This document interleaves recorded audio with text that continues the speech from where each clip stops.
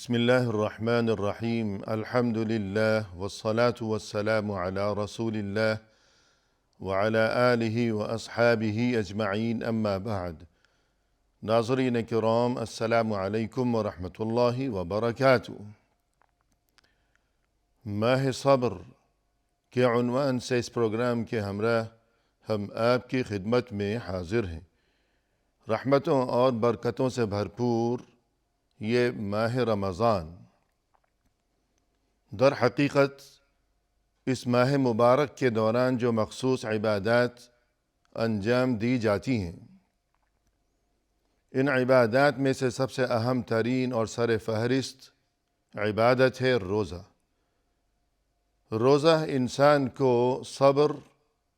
کا سبق سکھاتا ہے۔ حقیقت یہ ہے کہ کسی بھی انسان کے لیے دنیا و آخرت میں ہر قسم کی کامیابی اور کامرانی سے ہمکنار ہونے کے لیے صبر کی عادت اپنانا انتہائی ضروری ہے، اور یہ کہ صبر کا دامن جو لوگ تھامے رکھتے ہیں ہمیشہ، ان کے لیے اللہ اور رسول صلی اللہ علیہ وسلم کی طرف سے قرآن و حدیث میں بڑے ہی اجر و ثواب کی خوشخبری وارد ہوئی ہے۔ صبر کی بہت زیادہ فضیلت اور ترغیب دی گئی ہے دین اسلام میں۔ حقیقت تو یہ ہے کہ روزے کے بارے میں رسول اللہ صلی اللہ علیہ وسلم نے یہ ارشاد فرمایا، ایک موقع پر فرمایا کہ الصوم نصف الصبر، یعنی روزہ تو صبر کا آدھا حصہ ہے۔ یعنی یہ چیز کہ جس کا نام ہے صبر، جو کہ در حقیقت بہت ہی مشکل کام ہے، اور یہ کہ صبر کی عادت اپنانے والوں کے لیے جو اس قدر خوشخبریاں ہیں، تو یہ تمام تر معاملات کے صبر کی جتنی بھی اقسام ہو سکتی ہیں اور صبر کی جتنی بھی شکلیں ہو سکتی ہیں، کہ مثلا نماز کے لیے بھی صبر کی ضرورت ہے، زکوٰۃ کے لیے بھی صبر کی ضرورت ہے،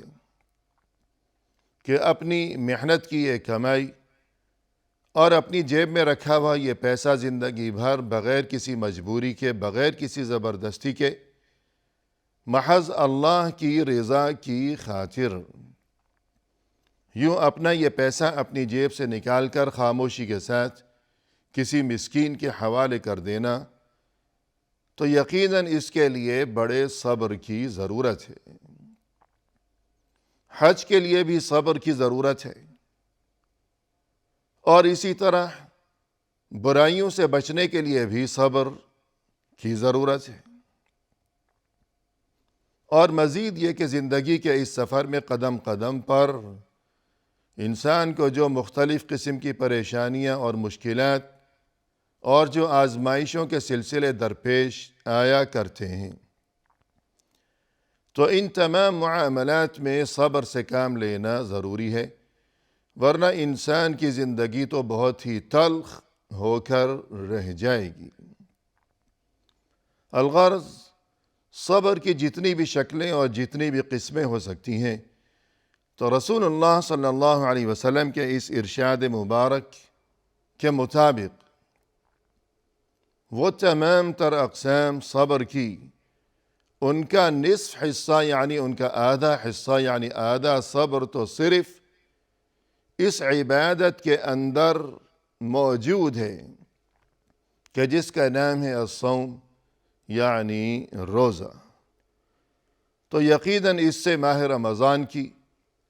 اور یہ کہ اس ماہ مبارک کے دوران رکھے جانے والے روزوں کی اہمیت و فضیلت واضح و ثابت ہوتی ہے۔ اور اسی طرح فرمایا رسول اللہ صلی اللہ علیہ وسلم نے، صوم شہر الصبر وثلاثة ایام من کل شہر صوم الدہر، مسند الامام احمد۔ فرمایا رسول اللہ صلی اللہ علیہ وسلم نے کہ صبر کے مہینے کا روزہ رکھنا، اور اسی طرح ہر مہینے 3 روزے رکھنا، ہر مہینے 3 روزے، یعنی قمری مہینے کی جو 13، 14 اور 15 تاریخ ہوا کرتی ہے کہ ایام البیض جنہیں کہا جاتا ہے، کہ جن 3 راتوں میں چاند خوب روشن ہوا کرتا ہے، ہر طرف روشنی اور سفیدی ہوا کرتی ہے، تو ہر مہینے ان 3 دنوں یعنی 13، 14 اور 15 تاریخ قمری تاریخ، ان 3 دن کے روزے رکھنا، اور اس کے علاوہ یہ کہ صبر کے مہینے کے روزے رکھنا، تو جس کسی نے یہ روزے رکھے تو گویا وہ زندگی بھر روزے ہی رکھتا رہا، تو اس کے لیے رسول اللہ صلی اللہ علیہ وسلم کی طرف سے اس قدر عظیم ترین خوشخبری ہے۔ تو اس حدیث میں بھی ہم نے دیکھا کہ رسول اللہ صلی اللہ علیہ وسلم نے فرمایا کہ صبر کے مہینے کے روزے جس کسی نے رکھے، یعنی آپ صلی اللہ علیہ وسلم نے ماہ رمضان کے لیے ماہ صبر کیا لفظ استعمال فرمایا۔ قرآن کریم میں اللہ سبحانہ وتعالی نے ارشاد فرمایا ہے، وَلَنَجْزِيَنَّ الَّذِينَ صَبَرُوا أَجْرَهُمْ بِأَحْسَنِ مَا كَانُوا يَعْمَلُونَ، اور وہ لوگ جو کہ صبر سے کام لیا کرتے ہیں، ہم تو یقیناً انہیں بہترین اجر و ثواب عطا کریں گے ان کے ان اچھے کاموں کی وجہ سے کہ جو اچھے کام وہ انجام دیا کرتے تھے، یعنی اچھے کام انجام دینے کی خاطر، اور یہ کہ خیر کے راستے پر، نیکی کے راستے پر وہ ہمیشہ صبر سے کام لیتے رہے اور ثابت قدم رہے ہمیشہ۔ الغرض صبر کی اس قدر اہمیت ہے اور اس قدر فضیلت ہے، اور یہ مہینہ یعنی ماہ رمضان یہ ہے ماہ صبر، یعنی صبر کا مہینہ۔ قرآن کریم میں اللہ سبحانہ وتعالی نے ارشاد فرمایا ہے، فرمایا کہ شہر رمضان الذی انزل فیہ القرآن ہدی للناس وبینات من الہدی والفرقان،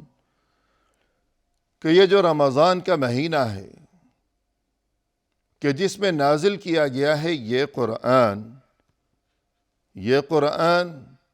جو کہ لوگوں کے لیے ہدایت کا سبب ہے، اور جس میں صاف صاف آیتیں ہیں، ہدایت کی آیتیں، ہدایت کی راہ دکھانے والی آیتیں، اور یہ قرآن جو کہ فرقان ہے، یعنی حق و باطل، خیر اور شر، درست اور غلط کے درمیان تفریق اور تمیز کر دینے والی یہ کتاب، یہ قرآن کریم اور یہ فرقان حمید، چونکہ یہ قرآن اس مہینے میں نازل ہوا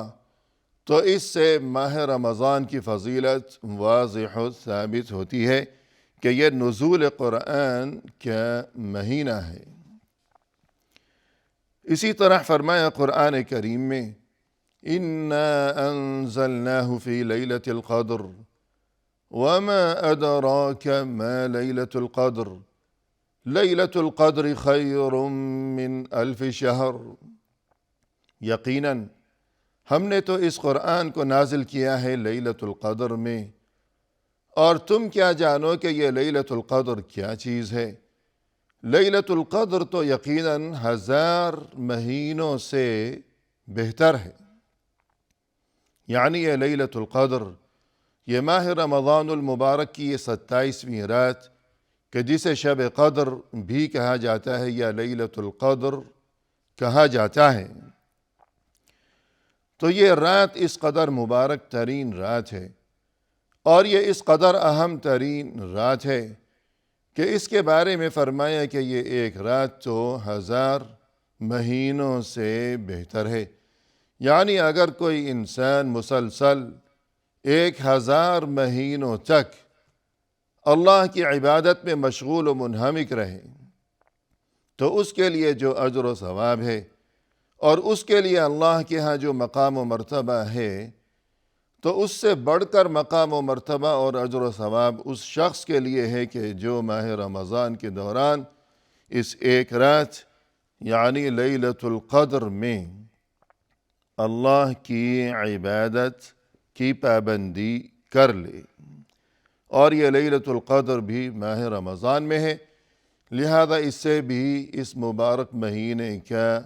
مقام و مرتبہ اور اس کی فضیلت و اہمیت واضح و ثابت ہوتی ہے۔ رسول اللہ صلی اللہ علیہ وسلم کا ارشاد مبارک ہے، فرمایا کہ الصلوات الخمس والجمعة إلى الجمعة ورمضان إلى رمضان مکفرات لما بینہن اذا اجتنب الکبائر۔ فرمایا کہ یہ 5 نمازیں اور ایک جمعے سے دوسرا جمعہ اور ایک رمضان سے دوسرا رمضان، یہ تمام چیزیں ان کے درمیان کے عرصے میں جو سرزد ہو جانے والے گناہ ہیں ان کے لیے یہ تمام چیزیں باعث کفارہ ہیں، ہاں بشرطے کہ انسان کبائر یعنی بڑے گناہوں سے اجتناب کرتا رہے، بڑی برائیوں سے بچتا رہے۔ تو روزانہ کی یہ 5 وقت کی نمازیں کہ مثلا انسان نے ایک نماز پڑھی ہے اور پھر دوسری نماز سے پہلے ان 2 نمازوں کے درمیان اگر اس سے کوئی گناہ سرزد ہو گیا، اور بعض اوقات انسان سے کوئی گناہ، کوئی لغزش، کوئی خطا سرزد ہو جائے کرتی ہے اور اسے خبر بھی نہیں ہو پاتی، تو انسان تو سراپا خطا کا پتلا ہے۔ تو اگر 2 نمازوں کے درمیان کوئی گناہ سرزد ہوا تو ان نمازوں کی بدولت اور ان نمازوں کی برکت سے اس کے یہ گناہ معاف ہوتے چلے جائیں گے، اور اگر کوئی نسبتاً ایسا گناہ اس سے سرزد ہو گیا کہ جو کچھ بڑا گناہ ہے نسبتاً، کہ وہ ہفتے بھر 5 نمازیں روزانہ پڑھتا رہا لیکن اس کے باوجود وہ گناہ معاف نہیں ہو سکا، تو اب اس نے جو جمعے کی نماز ادا کی ہے، پھر اس کے بعد آئندہ جو جمعہ آیا تب اس نے پھر وہ جمعے کی نماز ادا کی ہے، تو اب یہ گناہ بھی معاف ہو گیا جو کہ ان دونوں جمعوں کی نمازوں کے درمیان اس سے سرزد ہوا تھا۔ اور اگر اس سے بھی نسبتاً کچھ بڑا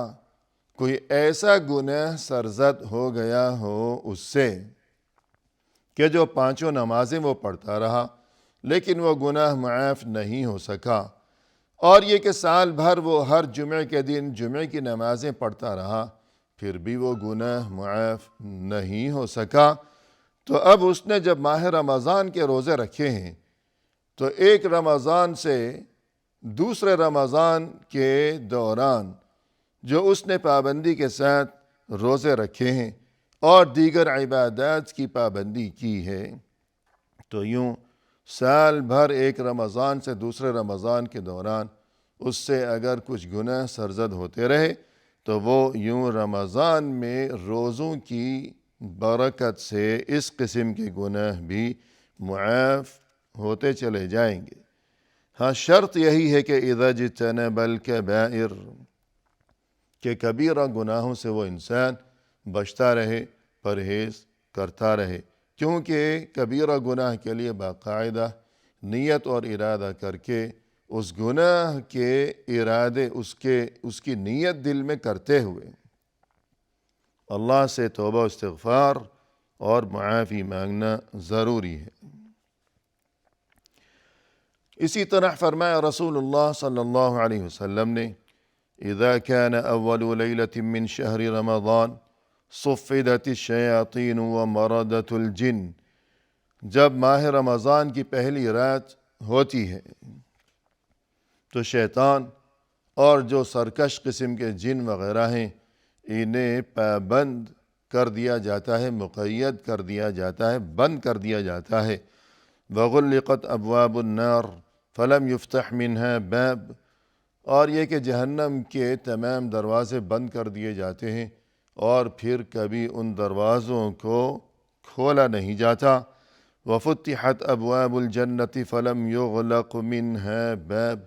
جنت کے تمام دروازوں کو کھول دیا جاتا ہے، پھر ان میں سے کسی دروازے کو بند نہیں کیا جاتا۔ یعنی جہنم کے دروازوں کو بند کر دیا گیا اور پھر ان دروازوں کو کبھی کھولا نہیں جاتا، ہمیشہ کے لیے بند کر دیے گئے، اور جنت کے دروازے کھول دیے جاتے ہیں اور ہمیشہ کے لیے کھول دیے جاتے ہیں، پھر انہیں کبھی بند نہیں کیا جاتا۔ یعنی رحمت ہی رحمت ہے اللہ کی طرف سے۔ وَيُنَادِي مُنَادٍ،